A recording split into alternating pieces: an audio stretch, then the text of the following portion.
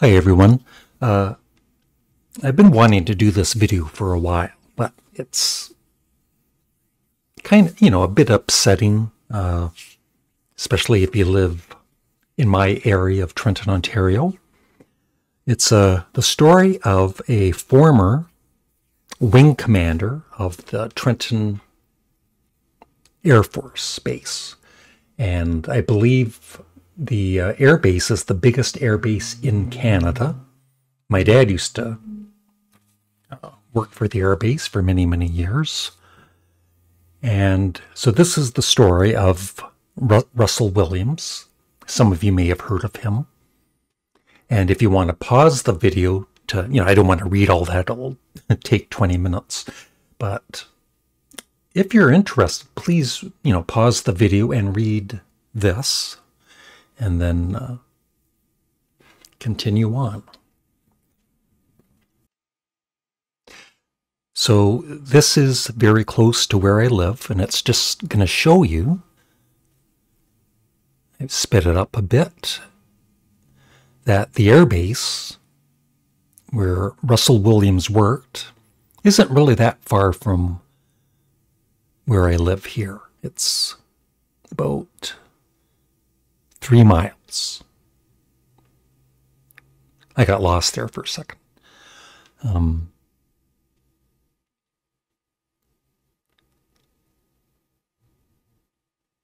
So this was really big news, of course, here in Trenton. It was a big shocker, especially if you worked on the air base.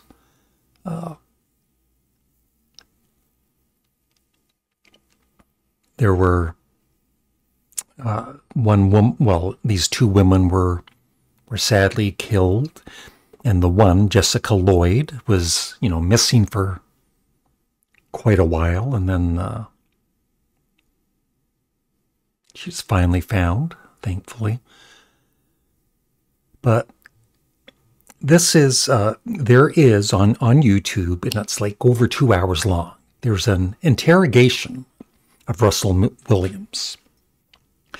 And it is, I think it has over 2 million views. And it is probably one of the best interrogations. I've read that it's one of the best interrogations ever. So yeah, that's just part of the big air base here in Trenton. So this is Russell Williams, and at the time, the interrogator, is that how you say it? Later on, he was on a show that I watch quite often called the behavior panel, and there's going to be a little clip of them at the end because they do a reaction to this interrogation, and they are just really impressed with I believe his name was Jim Smyth. And so when Russell Williams walks in to this room, of course, at the time, he's the commander. He's the big guy at the Trenton Air Base. And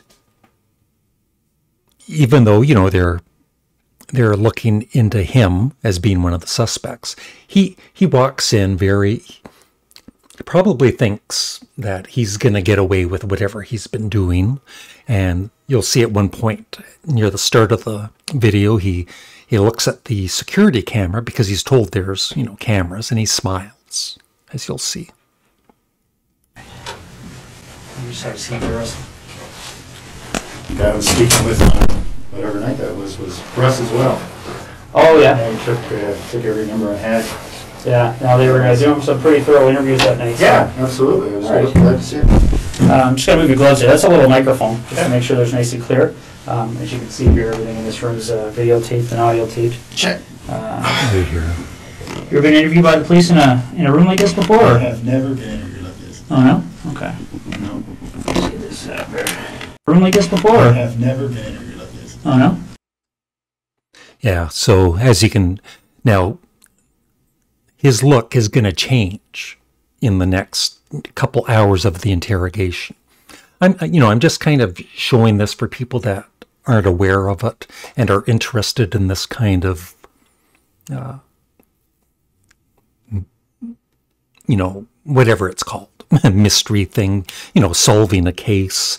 And like I said, even though it is very sad, but we are all very proud of this investigator, Jim Smyth, and the work, not just him, of course, other people involved in the case.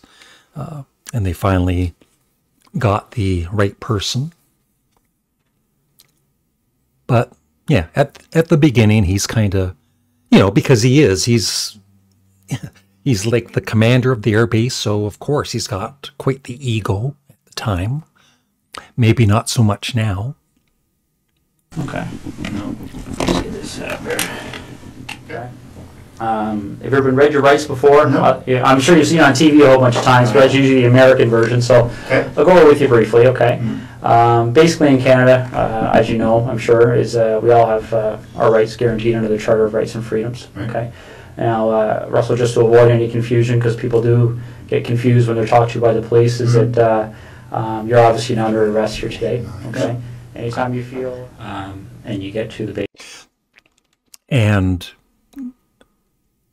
there was a recent, I think a recent TV movie on him, but it was, you know, there were a lot of things that weren't right with the way they did the movie, like coming up to the tire tracks.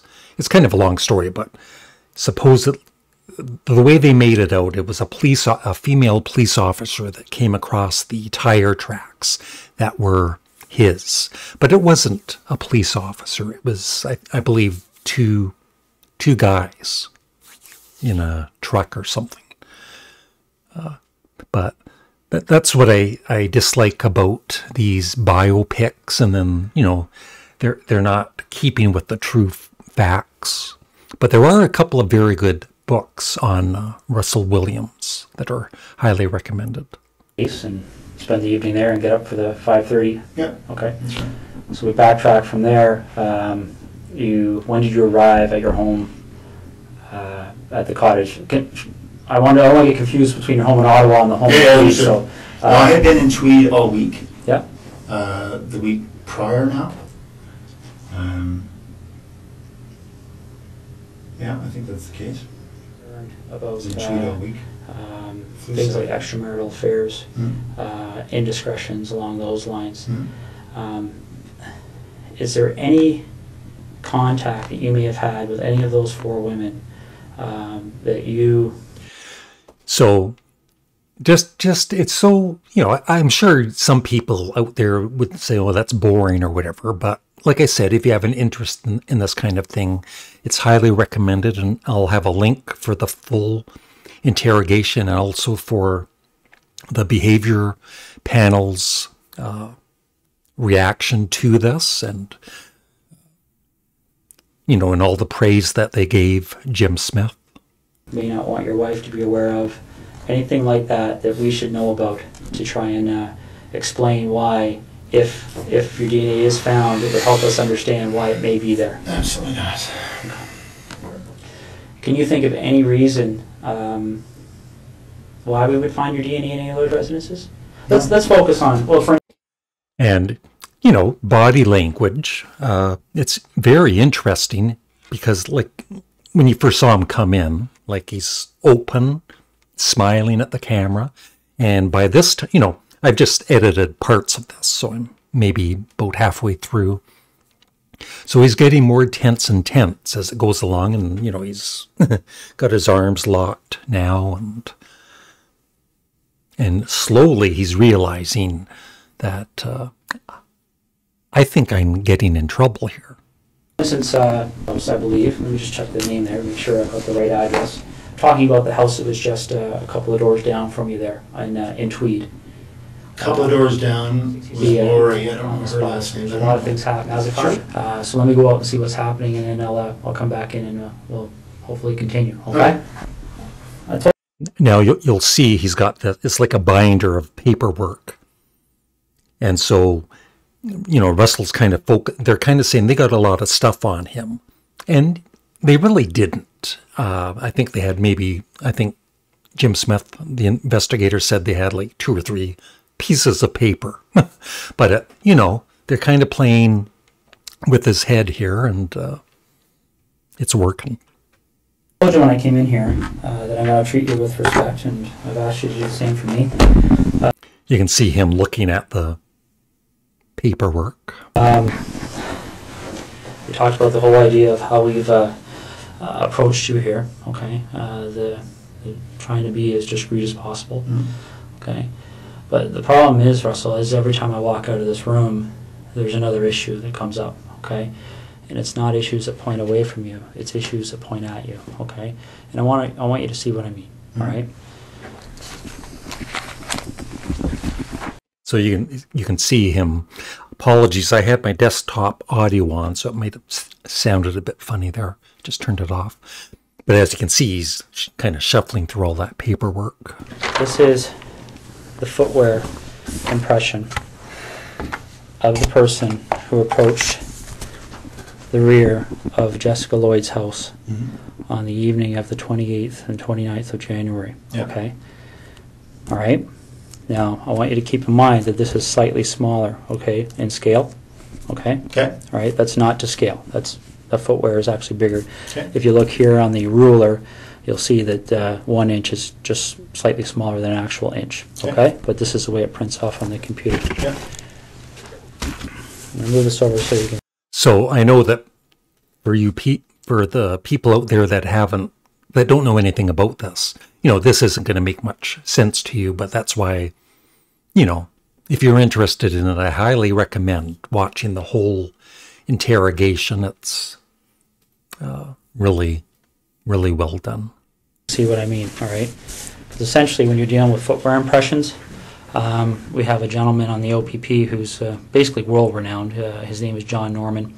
And essentially with footwear impressions, you're in a situation where you're pretty much in the area of fingerprints, okay? And essentially what we're talking about here is, especially when you start adding in other pieces of information that support an investigative position, okay? This is a photocopy of the boot that you... So he's wearing the boots that they had a footprint of at the one girl's house in the yard, and it matches perfectly with his, along with his tire tracks. Took off your foot. So around now, he's realizing that he's in big trouble. Yeah, just a little while ago, okay? Now, I'm not an expert in footwear impressions, so I rely on the experts. Footwear impressions are very much like fingerprint comparisons, okay? You take a look at this print, and again, this is one print. This person walked through, there's several different prints to compare. So we're going to get features off of one print to compare, features off another print to compare. Yeah. These are identical.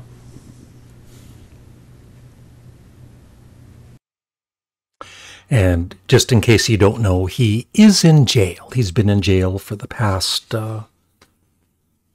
10 years or more, I think. Okay.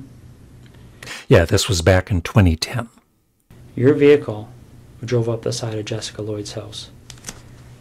Your boots walked to the back of Jessica Lloyd's house on the evening of the 12th. And right there, he's not denying anything. Like, if somebody was innocent, they'd be jumping up saying, those aren't my boots. 28th and 29th of January. Okay, you want discretion. We need to have some honesty, okay? Because this is getting out of control really fast, Russell. Okay, really, really fast. Get him out. Is she close to where she lives? So at this point, Jessica, they hadn't found her body. They didn't even know if she was, they were thinking hopefully she was still alive, but sadly she wasn't. And so he is, at this point in the interrogation, he's going to pinpoint where they can find her body. I've got maps of that general area.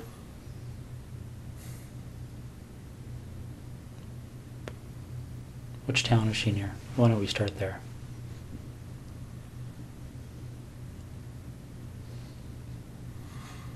I'm not sure if you give me a map of that covers Calabar down to the highway and over to. So he worked here at the base, but he was married. He had a wife and a home in, I think, Ottawa.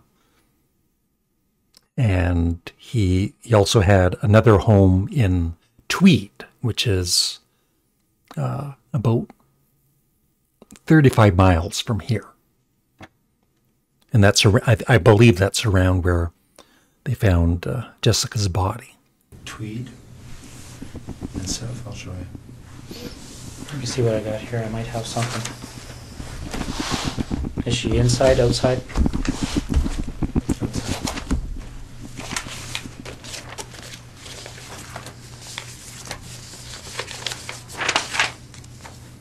So he also, in case he didn't read the beginning of that, he also broke into homes, stealing women's underwear and even younger people's underwear. And there's photos of him, sadly, online of him wearing women's underwear and stuff.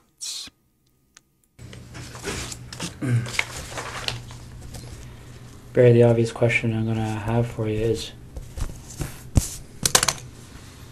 when they go there, and they'll be there shortly, they're going to find her? Oh, yeah. Okay. I'll be right back. You look like you want to say something. Just that this place, my wife, it's been a dream for a better part of a year, so I'm keen to get them what they need and so they can leave her alone. This investigator Okay. runs. And then this is just a very short clip. The behavior panel. I really enjoy their channel. You know, they pick up on body language and approach. Now, we talked about approaches before. He does pride and ego up. He's saying, look, I don't think you're a psychopath, but maybe you are. There's a pride and ego up, pride and ego down, both sides of it. There's an incentive. I'm trying to save you. I'm trying to give you this opportunity to look. And then he does a fear down, a fear up by saying, look, maybe you're like this other guy that I interrogated who's a scumbag. Maybe you're not a good person. Then he lowers his voice and goes into that futility piece, and it just... So, yeah. And so their reaction to this is a couple, over, I think it's like 2.5 hours long.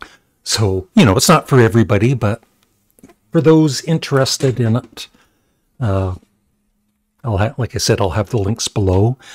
Thanks for watching. Have a great day.